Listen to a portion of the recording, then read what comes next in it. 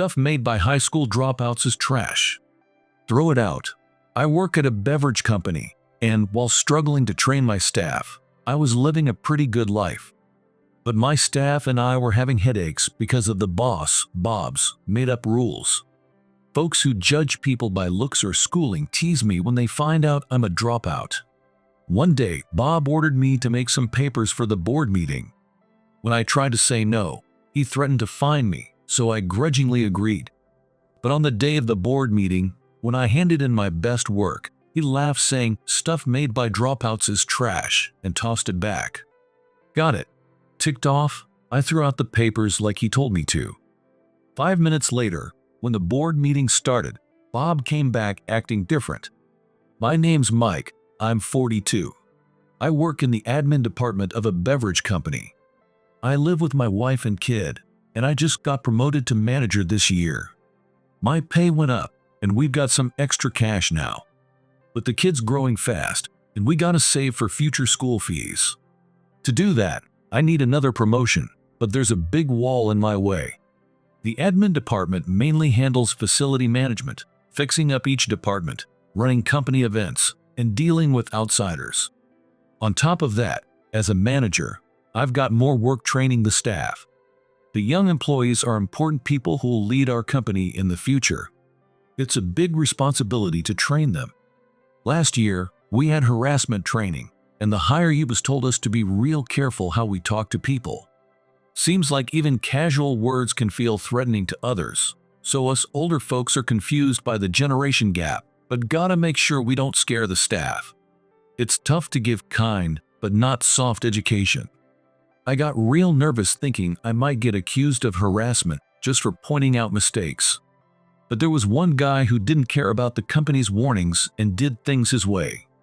"Morning, Mr. Bob." I greeted him right away when that guy came in. Bob, the admin department head, waved at the employees' greetings and sat down. "Yeah, morning, everyone." He sat down, pointed his finger, and traced the desk surface. He stared at his finger for a bit, then called me over. "Hey, Mike."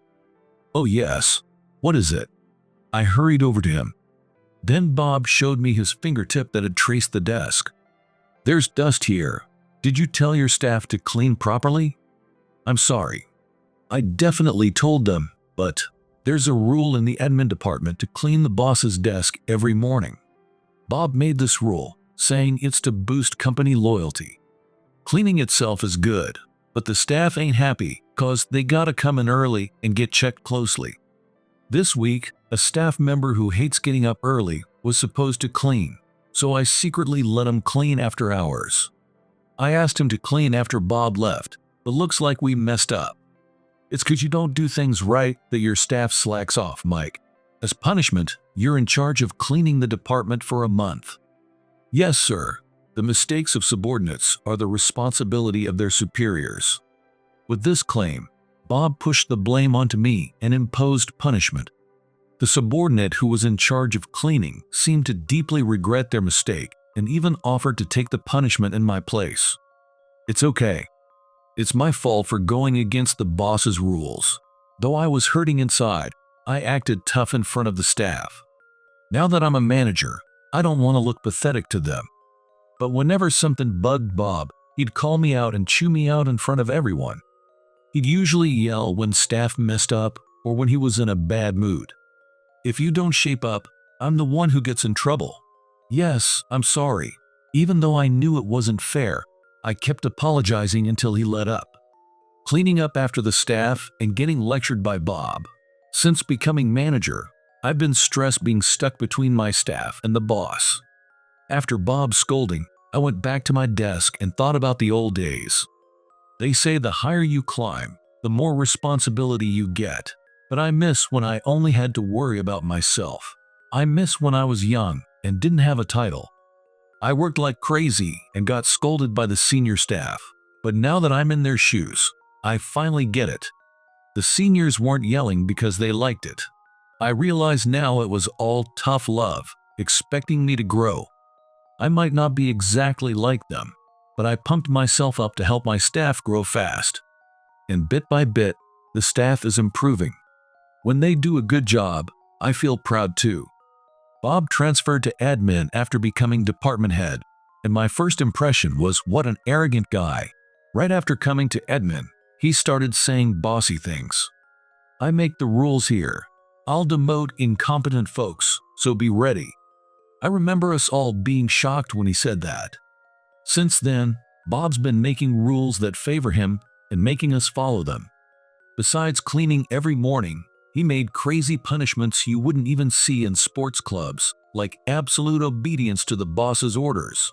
No talking about the rules, $2,000 fine for breaking them, and 100 push-ups if you say no. The employees obviously didn't like it, but if we broke the rules, it'd hurt our bonus evaluations. We're afraid of being seen as rebellious and hurting our reviews, so we reluctantly go along with it. Before Bob came, it was peaceful, and there weren't any unreasonable rules. He gets a kick out of showing off his power as department head to those below him.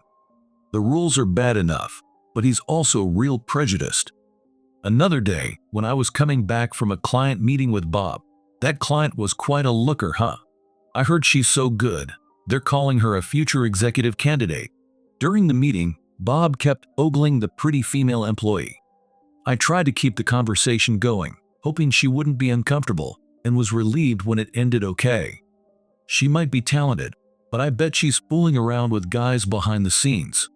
She probably knows she's pretty, so she's got no trouble getting dates, right? He grinned with a lecherous look, asking me to agree. Feeling creeped out, I tried to gently warn him. She's an important client, so maybe we shouldn't jump to conclusions like that. Nah, pretty girls are definitely playing around. Wonder if I've got a shot. That's when I first looked at Bob with disgust for judging someone just because she's pretty. He's got a bad habit of judging people by looks and schooling too, which sometimes made me angry. You know, I heard that guy studied engineering in college. While eating lunch in the cafeteria, Bob sat next to me and said this while looking at a young employee. So what? Engineering students are all nerds who love robots and machines, right? Quiet, gloomy folks are usually like that. He laughed mockingly, judging people just by their education and looks. That's bad enough, but he'd say it right to their face, which is real nasty. Hey you're a nerd, right? Tell me your favorite cartoons. The employee who was suddenly picked on looked real uncomfortable, so I tried to help out. Come on, Mr. Bob. It's hard to answer when you ask out of the blue like that. What's the big deal? I'm just trying to chat with my staff. But it seems the staff found him intimidation, and a lot of folks didn't like Bob. Bob, who judges people just by looks and schooling, had a bad rep not just in admin, but the whole company. It seems no one had the guts to complain directly, so all the gripes about him came to me. Folks asked me to talk to Bob about his behavior, and I do when I can. But if we go against the admin rules, we get hit with harsh punishments, so I couldn't do much. Seeing me powerless, some employees laughed at me as a useless manager. I knew it myself, and it felt damn pathetic. Every day I thought, if only I could tell him off just once. But if I went against him and got a bad review, I might get transferred. If that happened, all the staff I'd trained would get re-educated by him, and all my work would be for nothing. To protect my staff, I couldn't leave admin. This came from my responsibility as a manager. But things changed when Bob found out about my education. Our company decided to value diversity more, with plans to hire more disabled and foreign workers. The execs met to talk about making a workplace where all sorts of folks could work, and they upped the recruitment numbers. When they focused on personality and skills instead of schooling, they hired more than double the usual number. Thanks to that, we solved our staff shortage and work efficiency shot up. Admin didn't get new folks, but it was great that we broadened our hiring. It's good that folks without fancy degrees have more chances to get hired based on other skills. While I was talking about this with the staff, Bob butted in with a sour look. You guys don't get it, huh? We were all confused by what he said. Listen, not caring about education means we're more likely to get dumb folks. The execs must be crazy to waste money on useless people. Seems Bob didn't like that education wasn't the main hiring criteria anymore. He'd been grumbling since we got more staff, and it made the air in admin tense. Our company never just looked at education. If what you're saying was true, I wouldn't be here. When I said that, Bob's face changed and he glared at me. What do you mean? I'm a high school dropout, but no one ever mentioned my education in the jobs interview. Bob looked surprised for a sec, then covered his mouth. What? Mike's a dropout? Yep. Truth is, I was a troublemaker in middle school and barely went to class. After graduating, I was working part-time at a friend's place, but my folks told me to either get a proper job or go back to school. I chose work. But no one would hire me without an education, and I finally realized how important school was. So I started studying for certifications while working part-time to boost my skills. Thanks to all that studying, I got a job offer from a beverage company at 23 and made it in. In the interview, I was upfront about being a dropout, but pitched my strengths, and the interviewer said I had guts. I used to feel bad about my education, but I realized some companies would value me if I could show other good points. So when I heard we were hiring more broadly, I was happy thinking fewer folks would worry about their schooling like I did. But Bob in front of me was shaking with held-back laughter. How'd a dropout like you become a manager? Don't you feel bad for your college-grad subordinates? Huh? He turned to the staff and went on. What do y'all think? Hearing your boss is a low-educated dropout? They looked at each other, confused by the question. But they answered, we're grateful for how Manager Mike treats us. We got no complaints. Not getting the reaction he wanted, Bob left with a pouty face. Sheesh, no fun. Everyone's acting all goody-goody. He grumbled as he left, giving me a side-eye. After that, he started calling me dropout whenever he called me over. Hey dropout, come here. He'd say it in front of everyone at work, so employees who didn't know the story looked at me weird. I felt real embarrassed, so I asked him many times to use my name, but he'd just say, don't talk back to the boss, and brush me off. Can't you hear me, dropout? I was lost in thought when I heard Bob yelling again, so I jumped up from my seat. I'm sorry. Bob was frowning, looking real grumpy. I wondered what he'd order me to do, but he handed me some papers. What's this? It's the agenda from a previous meeting. Use this to make some materials. Reading it closer, I saw it was important stuff from an executive meeting. It had info that wasn't public, even for my position, so I quickly tried to give it back to Bob. I lowered my voice so other employees wouldn't hear. I can't do this. Shouldn't you handle such important documents, sir? But Bob wouldn't take it back. I'm busy. My name's on it, but you do it instead. But, as I hesitated, he said, I make the rules here. Go against me, and it's a $2,000 fine, got it? He threw his unreasonable rule at me to shut me up. So, get it done quick. He grinned, slapped my shoulder hard, and left the department. To finish by the deadline, I'd have to work on it after my regular duties. So I ended up doing overtime, wasting labor. But since he asked, I couldn't half-ass it. I checked it over and over to make it the best, and turned it in on the day of the meeting. Boss, here's the document you asked for. Please check it. I went to his desk with the papers. Bob took them and flipped through the pages. How is it? I focused on the design to make it easy to read, and I covered all the previous content too. The executive meeting was about to start, so I had to quickly make copies for everyone and share them. All that was left was Bob's approval. Stuff made by dropouts is trash. Throw it out. Bob tossed the papers on his desk carelessly after looking at them, even though I did overtime to make them for him. He said, stuff made by dropouts is trash, and it wasn't worth reading. I got ticked off seeing all my hard work go to waste. Got it. I picked up the papers and looked them over again. Don't you need these for the meeting? You sure I should trash them? When I double-checked, Bob yawned and said, yeah, the execs said they don't need them anymore. Just hurry up and toss them. Everything I'd done was a total waste of time. Feeling frustrated and angry, I headed for the trash can. 5 minutes later, the executive meeting started and Bob left his seat. I was about to start my regular work when it happened. I heard a door slam open somewhere far off, and Bob came rushing back to the department, looking panicked. He came stumbling over to me and grabbed my shoulders, shaking me hard. "Hey Mike, you still got them?" "Huh?" For a sec, I didn't know what was going on. "Calm down. What are you talking about?" "The documents I asked you for. Bring them here now." I frowned at what he said. "What are you saying? You ordered me to throw them out, so they're gone." "What?" Bob went pale and grabbed his head. "It's an order. Remake them right now." "What? I don't get what you're saying. Weren't the documents made by a dropout like me just trash?" I couldn't keep up with him, telling me to throw them out 1 minute and remake them the next. "I've got other work, so I can't." "Forget that. The executive meeting's more important. Just do it." Seeing Bob so flustered, the other employees were looking over curiously. Then, an auditor came in from the entrance. "Bob, are the documents ready? The meeting's already started, you know." He walked up to Bob and said firmly, "Huh? Weren't the documents not needed anymore?" When I asked, he blinked and answered right away. "What's not needed is the paper documents. What we asked Bob for was the digital agenda."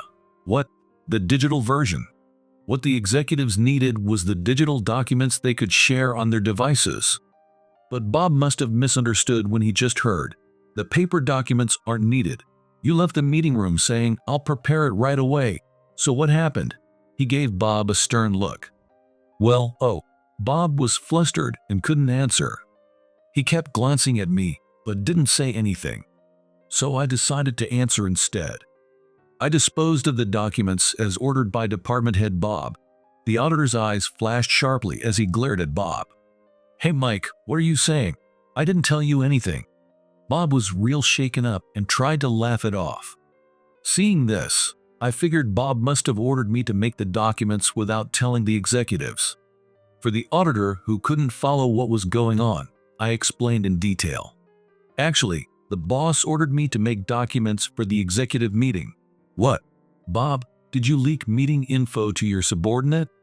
Bob shook his head hard when confronted. No wonder the auditor was angry. Executive meetings often discuss the core of the company, like organizational structure, fundraising, and management policies. If that info leaked to regular employees or outsiders, it could threaten the company's survival. Anyone would be mad if such sensitive info was leaked to an employee. Bob realized the documents he thought weren't needed actually were, and rushed over to me in a panic. The auditor scolded Bob fiercely for neglecting his duties. "I'm so sorry. I heard from someone else that the documents aren't needed, so I thought we didn't need to make them anymore. What we want is the digital data. Making your subordinate do it is beyond irresponsible." Bob looked down, feeling beaten. But when he looked at me, he put on a nasty smile. "But it was Mike's decision to throw out the documents. Isn't it more of a problem that this guy carelessly threw out company secrets? Can you believe it? He tried to pin his own responsibility on me. He was trying to make his mistake look less serious than what I did to escape blame." But the auditor didn't buy his lame excuse at all. "It's your responsibility for giving your work to a subordinate. Blaming your staff is disgraceful." Bob thought he said something clever, but he just made things worse. He made the auditor even angrier and dug himself deeper. But there's no point in blaming him now. The executive meeting had already started, and we needed to get that agenda ready no matter what. That's when I thought of a chance to get back at Bob, and I took a gamble. "Wait a sec. You need the digital data, right? I'll prepare it right away." "Huh? But didn't you throw it out?" The auditor and Bob looked at me with confused faces. "I shredded the paper documents, but the data is still saved in the software I used to make them. If I send this to the auditor's device, we can share it with everyone else." I quickly opened my computer and sent the saved data to the auditor. After confirming it arrived on the auditor's device, he worked it with practiced hands. Looks like he was able to share it with everyone in the meeting, so they should be able to restart soon. "Thanks." "Mike, was it?" I'll thank you properly later. I'm honored to be of help." I accepted his thanks sincerely, and he headed to the meeting room with Bob. Bob glared at me resentfully, but I saw him off with a big smile. It's probably gonna be a hell of a meeting for him.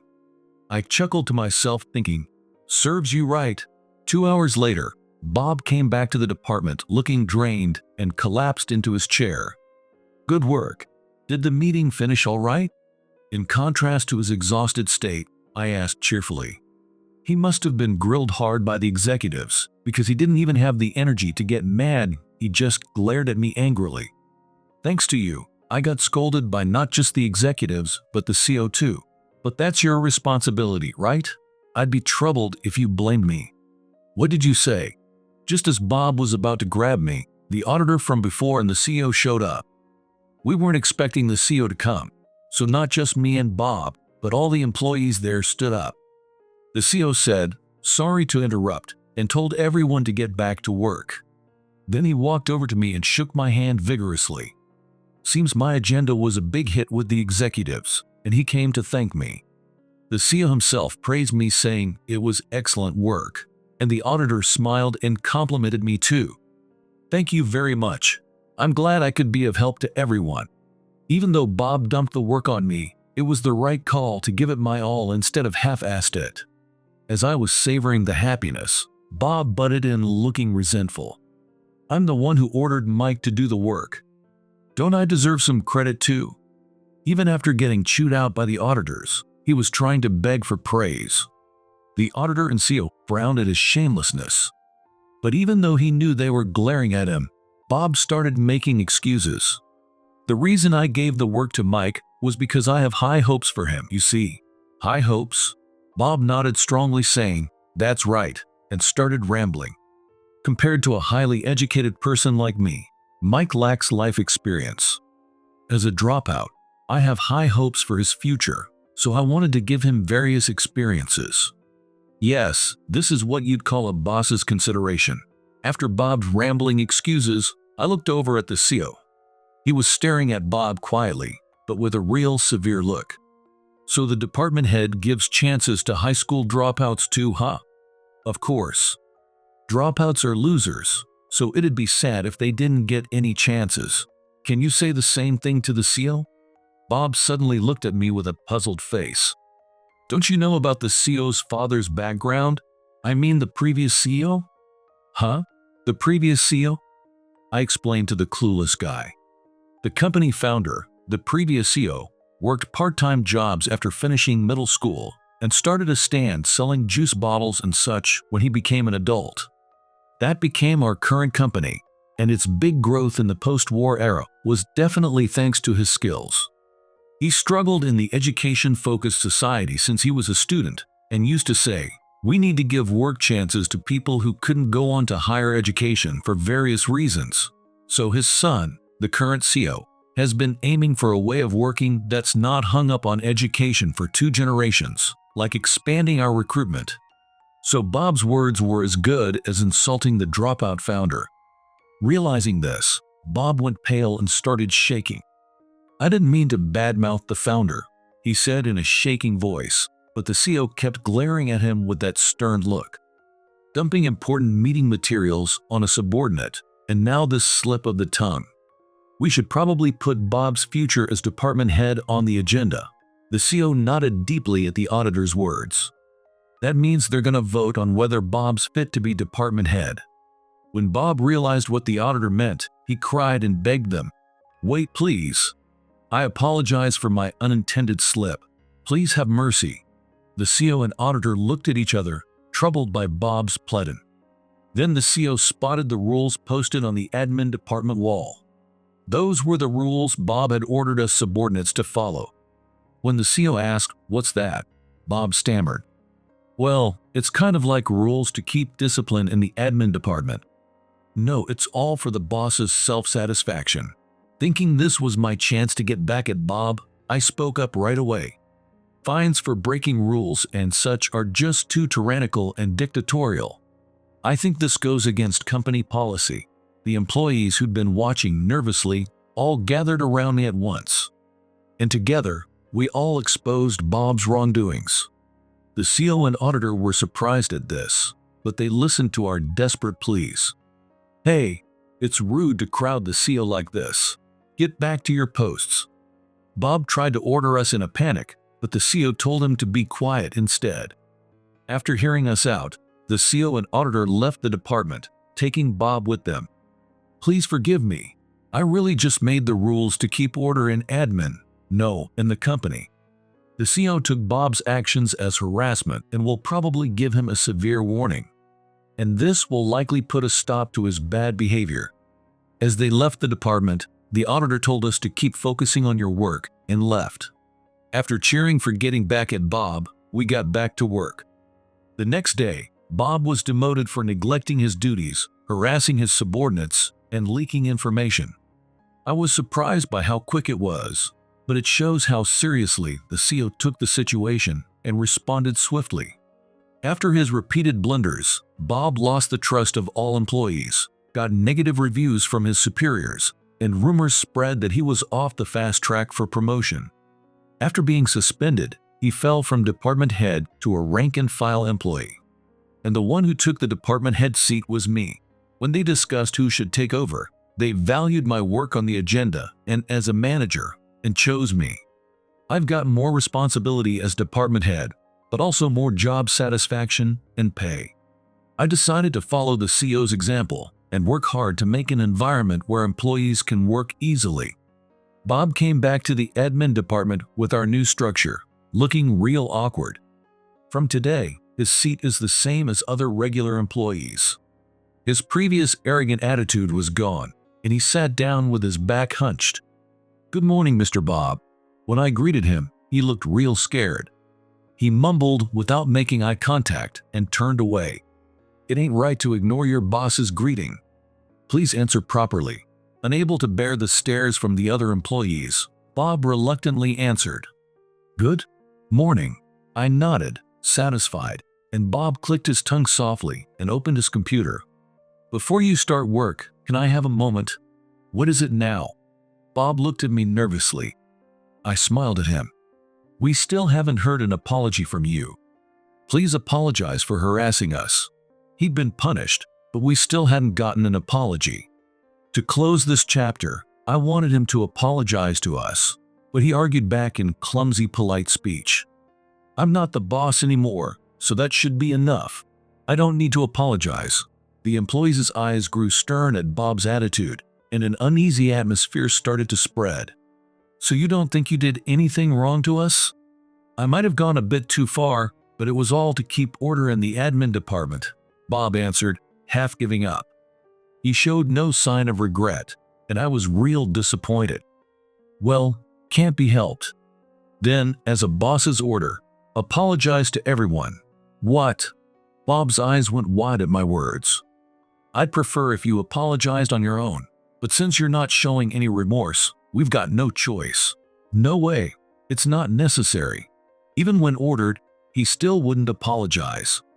His pride in his higher education probably wouldn't allow him to be subordinate to me and the employees he had been looking down on. But sticking to your education level is a sign of someone who ain't growing. "Mr. Bob, look over there." "Huh?" "Ah." In that direction was the rules poster Bob had put up before. Before taking it down, let's have the guy who made the rules follow them one last time. It said absolute obedience to the boss's orders, right? Please follow the rules you came up with. With everyone's eyes on him, Bob broke out in a cold sweat and flinched. "I'm not the boss anymore, so it's invalid. I refuse." "You're refusing? Then it was 100 push-ups if you say no, wasn't it?" I didn't say anything more, just glared at him. "If you won't even follow the rules you made, we don't need you in this department." Ugh. Bob couldn't talk back. Maybe thinking he'd be forgiven if he followed the rules, he apologized to the employees, saying, "I'm sorry, but that isn't enough to forgive him. Now, please do the push-ups too." "Ah, damn it.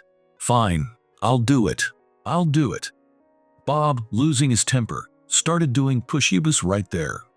But it seemed like tough exercise for his middle-aged body, and he was beat after just 20. "Come on, 80 more to go." I still have to do more? Realizing I was serious, Bob managed to do all 100, though it took him half a day. By the time he finished, he didn't even have the energy to stand up, and he just lay on the floor with no one helping him. After that, Bob worked as a rank-and-file employee in the admin department, but he couldn't stand the cold looks from the employees and being gossiped about for his many mistakes, so he quit. At the end, he said, "This isn't the place for a highly educated person like me to shine," and left the company. He tried starting his own business, but he struggled with finances, and his pride got in the way of making connections, so it seems his business failed. As a result, he ended up with a lot of debt, and now he's living off low-paying part-time jobs. If he hadn't been so hung up on education and hadn't made those rules, he might have been able to stay at the company. He ruined all his chances with his own actions. On the other hand, as the new department head, I was having fulfilling days, even while being busy managing my staff and handling work from the executives. Even in a stressful job, if you face it honestly, you get fair recognition, and your staff will follow your example. The admin department lost all that tense atmosphere from before and got back to being a peaceful workplace. I'll keep doing my best for the company and the employees from here on out.